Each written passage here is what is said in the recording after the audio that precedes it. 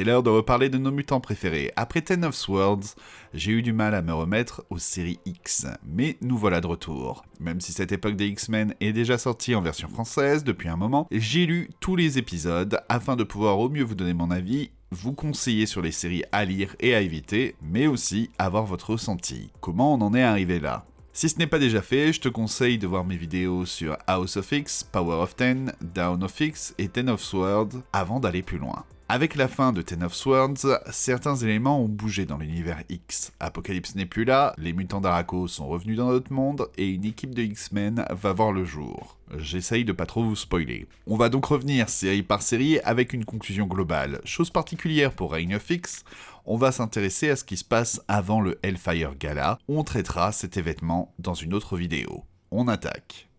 Hellions. L'équipe de Mister Sinistre est morte et la voilà ressuscitée, mais certains membres semblent changer. Pas le temps d'attendre plus que ça qu'ils partent sur une nouvelle mission afin de retrouver le vaisseau de Nani afin de créer une nouvelle armure pour Orphan Maker censée contenir ses pouvoirs. Mais le retour d'un ancien ennemi va venir tout compliquer. Alors quand en plus Sinistre disparaît et que son équipe doit partir à sa recherche, autant vous dire que c'est le pompon. Même si personne ne se souvient de ce qui s'est passé lors de la mission suicide de Sinistre, tout le monde est d'accord pour se dire qu'il ment. On commence à avoir du bon team building, même du développement de personnages, pour ce titre qui joue à fond la carte de la série B bourrine. Il arrive tellement de galères à cette équipe de bras cassés que ça en finit par devenir comique. J'ai juste un léger problème avec le traitement de Sinistre, mais c'est sur l'univers en général. Les auteurs ont de plus en plus tendance à nous l'écrire comme une sorte de Deadpool manipulateur, alors que l'aspect comique n'a jamais été un trait très important du personnage. Espérons qu'à la longue, cela ne reste pas et qu'on nous explique le vrai plan des sexes.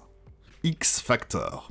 Une ombre semble planer autour de l'équipe de X-Factor et en plus, Sirène est morte, puis remorte, et remorte, et encore remorte. J'ai trouvé cette partie moins bonne que la première. Le plus gros de l'attention est sur les morts de Sirène, le tout faisant appel à la continuité de l'ancienne série X-Factor, et c'est plutôt bien vu. À côté de ça, on voit que la plupart des sous-intrigues commencent à être réglées à vitesse grand V, puisque la série va bientôt s'arrêter. Et c'est dommage, parce que certaines explorations de personnages, comme celle de Daken ou de Highboy, étaient bien intéressantes. En résulte une sensation que tout va un peu vite en besogne, et gâche un peu l'effet de certaines révélations. Mais malgré tout, il y a quelque chose dans cette écriture qui ne fonctionne pas vraiment, j'ai du mal à mettre le doigt dessus. Peut-être le sens du rythme et l'équilibre entre développement de personnages et intrigue. Même si la série est annulée, elle aura droit à une suite spirituelle avec The Trial of Magneto. Visuellement, Baldeon se fait toujours autant plaisir et c'est plaisant à voir. Sword. Maintenant que Krakoa est devenue une nation importante dans le monde, pourquoi ne pas viser les étoiles ? Abigail Brand et son équipe sont prêts pour les contacts interstellaires. Ici, on renoue avec le côté cosmique des X-Men. Et dans notre cas, on va mettre de côté les épisodes tie-in à King in Black, j'en ai déjà parlé dans la vidéo de l'event. Alley Wing réussit à créer une nouvelle équipe constituée de membres assez secondaires de l'univers X et à nous rendre le tout intéressant. Et j'avoue que c'est un plaisir de revoir des visages comme Manifold, Brand ou Fabienne Cortez. En plus, il arrive à nous montrer à de nombreuses occasions qu'il connaît sa continuité mutante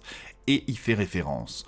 On nous jette en plein dans un event, mais on en profite aussi pour nous montrer les amitiés et inimitiés, comme avec la Snark War. Le seul souci que je trouve au titre, c'est que le tout va un peu vite, qu'on a parfois un peu de mal à comprendre comment le tout fonctionne. Les liens avec Krakoa, la vérité sous les faux semblants, mais je pense que Ewing y viendra au fur et à mesure. Et ça, et le fait que l'écriture est parfois très dense, parfois à la limite de l'ennuyeux. Valero Chitti, qu'on avait pu voir sur Empire, livre ici une très bonne prestation. Maraudeur. Il est temps de venger la mort de Kate Pryde suite à sa résurrection et le roi noir va prendre cher. Pendant ce temps, l'équipe des Marauders retourne à Madripoor et décide d'aider la nation qui a fait tant pour les mutants, même si une révolte est en marche. On suit aussi le combat de Callisto et Storm lors de l'épreuve ainsi que du départ de cette dernière. Visuellement, le comic est toujours aussi beau grâce à Matteo Lolli et Stefano Caselli et scénaristiquement, on reste avec les mêmes défauts que pour Dawn of X, à savoir des personnages un peu out of character et une écriture laissant les autres membres comme de pauvres figurants. C'est agréable de revoir les Morlocks lors des événements de Madripoor, mais on est toujours avec un titre qui se la joue badass et qui ne raconte pas grand chose sur ces personnages, ni sur les intrigues. Ok, il y a bien une confrontation entre les deux phases de la Hellfire Company, mais tout ça pour ça. Et la situation internationale n'a pas évolué non plus. En 20 épisodes, j'ai un peu la sensation qu'on n'a pas beaucoup évolué. Sympa, mais pas mémorable. Je l'ai peut-être un peu plus apprécié car moins centré sur Kate.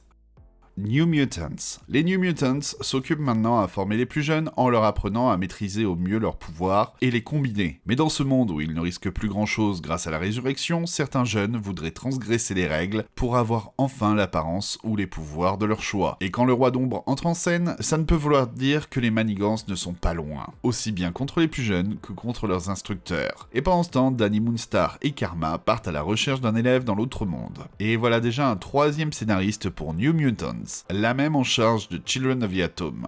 Oh punaise. Cette fois, on suit l'équipe des anciens et d'un autre côté, l'une des équipes de jeunes. Le souci, c'est qu'aucune des histoires ne va vraiment quelque part, la série voulant aller dans trop de directions à la fois. À voir si le tout servira vraiment à quelque chose par la suite, car pour le moment, c'est très dispensable. Visuellement, Rod Reyes assure le taf sans pour autant sauver le titre.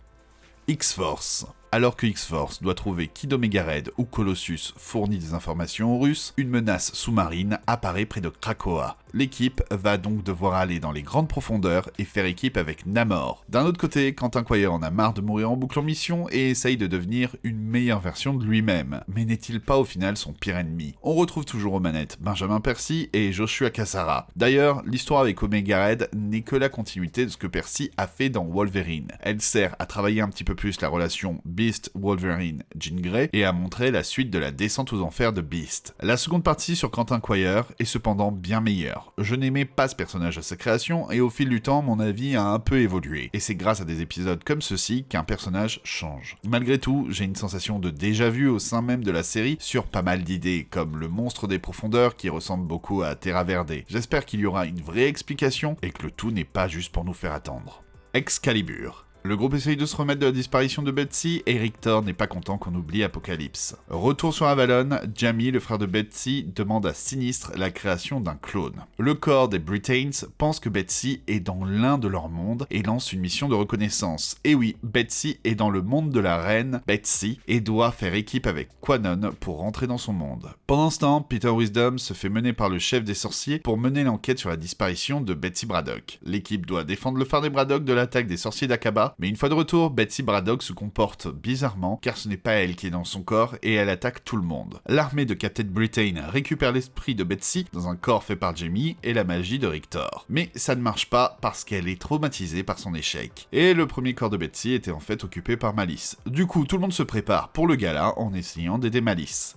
L'histoire se veut complexe alors qu'il n'y a pas de raison. C'est plus pour créer de fausses pistes, donner la sensation qu'il se passe beaucoup de choses alors qu'au final, pas tant que ça. On essaye de montrer que les personnages ont souffert des événements de Ten of Swords, logique vu que c'était les ventes de la même scénariste, et les éléments de l'histoire sont assez confus. Mais le tout commence à prendre un peu forme à la fin. On a la sensation que la série est dans son propre coin, prend beaucoup de temps pour raconter pas beaucoup de choses. Et là aussi, on a la sensation d'avoir une équipe trop centrée sur un personnage, Betsy Braddock. En fait, le tout est assez ennuyeux. Mark Custo livre là quand même de belles planches. X-Men. Après Ten of Swords, les X-Men sont de retour en tant que tels. Et pour ce faire, on a le droit à des élections pour déterminer les membres autour de Cyclope et Jean Grey. On a aussi le droit à la nouvelle relation entre l'île de Krakoa et Arakko, ainsi que leurs habitants. Une mission dans l'Empire Shi'ar, ou encore la crypte qui se rouvre, laissant revenir Laura Kinney, Cinch et Darwin de leur mission de reconnaissance dont on découvre la très longue vie, puisque le temps ne s'écoule pas de la même façon dans la crypte. Oh, et je vous ai dit que Nimrod était de retour en ligne. L'arc sur la crypte est vraiment pas mal, même si je trouve que le tout est un peu précipité. Oui, on comprend bien que les personnages ont vécu beaucoup de choses dans un laps de temps qui paraît très court pour nous, mais du coup, on a beaucoup moins d'attachement émotionnel que. Quant au dernier épisode, il fait revenir sur le devant de la scène un ennemi majeur des X-Men qu'on attendait depuis House of X Power of 10. Mais l'épisode sert surtout à mettre pas mal de choses en place pour l'avenir là aussi. Mais j'avoue que j'ai du mal avec la narration de Hickman. Il va dans tous les sens, a l'air de juste semer les graines de différentes choses possibles, mais oublie de raconter une vraie histoire à côté de ça. On a le droit à des scénettes que les autres scénaristes peuvent explorer ou non. Oui, Hickman était à la tête de l'univers X, mais ça aurait été bien de le voir nous raconter une vraie histoire plutôt qu'une succession de one-shot. Et en fin de compte, c'est assez frustrant. Le seul élément qui ne donne pas cette sensation est l'arc de la crypte, et encore, on le sent pressé par le temps, de pouvoir esquisser toutes ces idées avant de devoir partir. Quand on voit la promesse que faisait House of X Power of 10 à là où nous en sommes, le constat est dur. Hickman lui-même a l'air de troller un peu Marvel en faisant dire à un de ses personnages qu'au final, Ten of Swords n'a servi à rien. Autant la série X-Men de Dawn of X aura été attrayante, autant sa version Reign of X est une forme de déception pour moi. Il y a un dernier épisode centré sur Mystique et la mise en ligne de Nimrod, qui ne sert pas à annoncer le Hellfire Gala, mais Inferno. Lors de ce passage, Hickman revient d'ailleurs sur pas mal d'éléments de House of X et Power of Ten, où on sent qu'il peut enfin faire ce qu'il veut. Visuellement, on passe de Phil Noto à Brett Booth, et le tout est très solide, sans pour autant révolutionner l'industrie. Un mot sur les épisodes de Mahmoud Asrar, qui relèvent d'ingéniosité pour ses ellipses, et nous montrer le temps qui passe pour les mutants. Wolverine replonge en pleine époque Team X quand il faisait équipe avec Sabretooth et Maverick, avec des mercenaires qui ont l'air très intéressés par tout ce qui touche à cette ancienne équipe. Flashback, vente aux enchères illégales et retour de Maverick, voilà de quoi mouvementer la vie de Logan. Puis, on revient sur l'intrigue des vampires, de la machination de Dracula avec Omega Red, ainsi que l'amie chasseuse de vampires de Wolverine, Louise, qui semble avoir subi quelques changements. Et si le plan de Dracula se retournait contre lui-même, Benjamin Percy arrive à jouer sur deux axes importants de Wolverine, son passé et son implication avec les X-Men. En résultent des histoires qui savent aller d'un côté, puis de l'autre, avant de lier le tout. Il fait même le job de réutiliser des éléments de Ten of Swords, mais ça, je vous laisse le découvrir. On peut apprécier aussi le fait qu'il sait faire avancer ses intrigues tout en continuant en même temps de mettre en place des choses pour l'avenir. On s'occupe de la menace de Dracula et Omega Red, tout en faisant revenir Maverick, mais en laissant son allégeance dans le trouble, et on prépare même une contre-attaque contre Dracula. J'ai beaucoup aimé l'arc avec Maverick, celui sur les vampires est un peu moins bon certainement parce que le climax n'est pas si extraordinaire que ça, même s'il en dit long sur les moyens que sont prêts à mettre X-Force. Et d'ailleurs, on peut voir que pour Percy, les séries Wolverine et X-Force sont interconnectées au point que ces intrigues passent d'une série à l'autre. À voir si à terme, ça ne desservira pas les titres. Visuellement, les épisodes de Kubert sont une dinguerie visuelle, que ça soit la qualité des dessins, le découpage, le storytelling, l'énergie, c'est waouh. L'autre dessinateur, Scott Eaton, n'est pas mauvais, mais a du mal à tenir la comparaison. Cable. Après s'être remis des événements de Ten of Swords, Cable se remet sur l'enquête des enfants mutants disparus. Il va avoir besoin de l'aide de Domino pour faire face aux responsables. En parallèle, on revoit le vieux Cable bloqué dans une autre époque. Sympa de voir Cable passer du temps avec le reste de sa famille, ainsi que d'autres mutants proches du vieux Cable. Le jeune Cable ne se juge pas capable, surtout après ses échecs, et voudrait faire revenir le vieux, mais va apprendre à s'aimer et à comprendre quel est son vrai rôle. Et on revient sur un des soucis de Kid Cable, sa personnalité qui n'a jamais vraiment su rester constante, parfois trop sûr de lui, parfois loufoque. Il y a ici quelques facilités en ce qui concerne la continuité, c'est malgré tout agréable de voir les interactions de ce jeune Cable avec les autres personnages et de le voir vraiment vivre ce dont le vieux Cable a été privé. Mais le prélude à Ten of Swords a pris trop de temps sur l'intrigue de Gary Dugan. On a ici la conclusion des aventures de Kid Cable avec le retour du personnage historique, et même si le comment est un peu tiré par les cheveux, ça nous offre des moments d'intimité assez agréables qui font qu'au final, ça en fait une série sympa. Phil Noto livre une prestation aussi bonne que pour Dawn of X, jolie mais très figée. Children of the Atom. Les X-Men ont maintenant des sidekicks sous la forme d'ados qui leur rendent hommage, mais étrangement, quand leur mentor essaye de les trouver, ceux-ci fuient et ne veulent pas venir sur Krakoa. Ces ados vont découvrir que jouer aux X-Men peut être dangereux. En somme, une idée de base pas si bête que ça, surtout quand on découvre qu'ils n'ont pas de vrais pouvoirs eux-mêmes et simplement une technologie alien imitant les pouvoirs. Sauf que voilà, c'est un titre très teen, pas très original, dont l'élément principal est que ce sont des ados qui se sentent tellement marginaux qu'ils veulent essayer de se faire passer pour des mutants. L'écriture est assez faible, passant plus son temps à nous présenter les personnages, à nous raconter leurs relations les uns par rapport aux autres, les attirances en place et leur singularité au sein de la minorité, plutôt que de nous raconter une véritable histoire. Du coup, cette mise en place ne sert à rien. L'auteur essaye de faire passer un message, mais le tout est trop forcé et l'histoire prévisible au possible. Au lieu d'être repoussée, cette série prévue à l'origine pour Dawn of X aurait mieux fait d'être annulée. Visuellement, le tout est de bonne facture sans être exceptionnel non plus. C'est vraiment l'écriture qui pêche.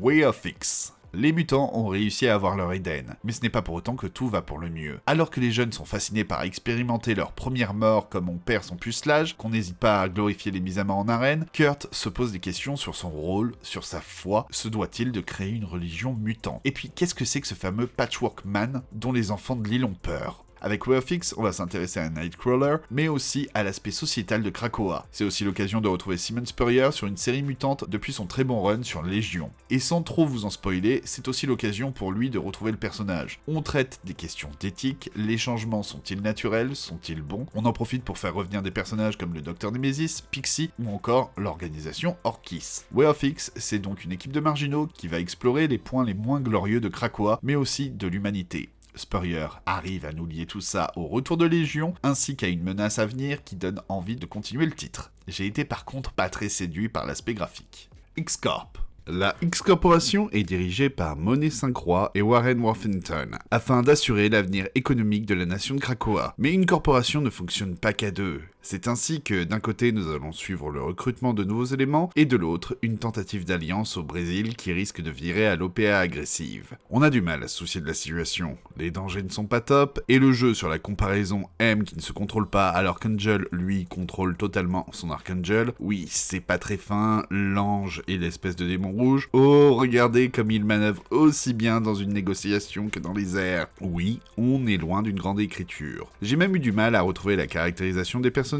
que je connais depuis des années. L'un des véritables problèmes, c'est qu'une fois le premier épisode fini, on ne sait pas trop de quoi la série va traiter. Juste d'OPA et de contrat, alors qu'on nous a déjà expliqué que les affaires de Xavier étaient très florissantes. Y a-t-il un véritable intérêt? Un peu comme Excalibur qui pourrait se renommer Les Aventures d'Elizabeth Braddock, on sent ici que Monet va être le personnage mis en avant et les autres sont juste une chorale. À voir où le titre va vouloir nous amener en espérant que ça s'améliore vraiment par la suite. Visuellement, ça fait le job, sans vraiment être extraordinaire. Il faut lire 13 séries pour lire tout Reign of X pré-Hellfire Gala, soit 59 comics pour un total de 236$ si tous les comics étaient à 4$, ce qui n'est largement plus le cas. En ce qui concerne le Reign of X français, Panini Comics continue son format softcover et sur 14 tomes avec une version souple à 16€ et une version de luxe limitée en cartonné pour 20,99€. Reign of X avait pour ambition de relancer la gamme mutante de Marvel après un event Ten of Swords qui était long et pas forcément le mieux accueilli par tous les fans. Cette nouvelle ère se voulait aussi l'occasion de lancer l'expansion de l'univers mutant via de nouvelles séries mais aussi de créer des jumping points pour les nouveaux lecteurs. Et du coup, pari réussi, les nouvelles séries posent problème. Elles ne sont pas accrocheuses au bout de leur premier épisode ou alors sont trop high concept. Aucune n'est au niveau de House of X Power of Ten et peu à celle de la première vague de Dawn of X. Dans les anciennes séries, certaines semblent avoir perdu leur objectif, d'autres attendent leur fin, ou au mieux, être au même niveau qu'avant après avoir été parasitées pendant quelques mois par l'event de Tiny Howard. En reste cette sensation d'avoir une myriade de titres qui veulent tous explorer un aspect de Krakoa, et donc des approches différentes. Mais est-ce que le tout ne se fait pas un peu au détriment du titre principal? Et pour l'aspect accessibilité, même si on essaye de nous rappeler pas mal de choses, elle nécessite une bonne connaissance de l'univers, car soit elle traite des conséquences de Ten of Swords, ou reprennent l'intrigue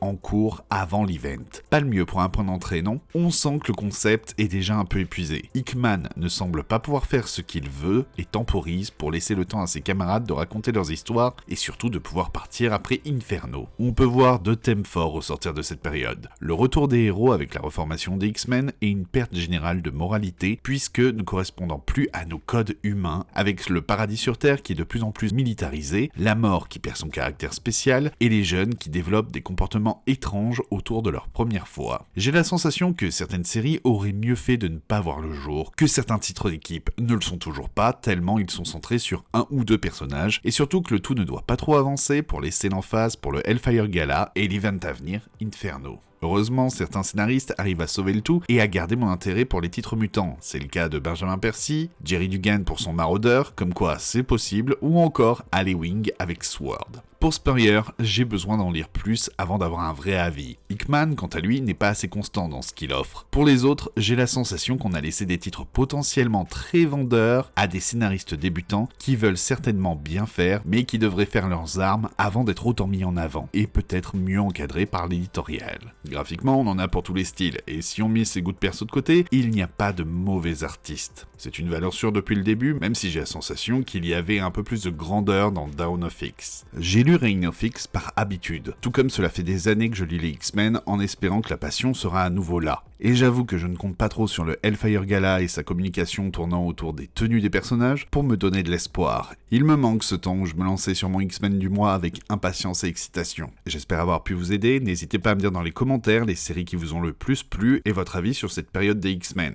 Si c'est ta première fois sur la chaîne, n'hésite pas à t'abonner pour ne rien rater. Si ça t'a plu, mets un pouce bleu, un petit commentaire, et pour m'aider, tu peux même aller sur Tipeee pour faire un don. On se retrouve très vite pour une prochaine vidéo. See ya!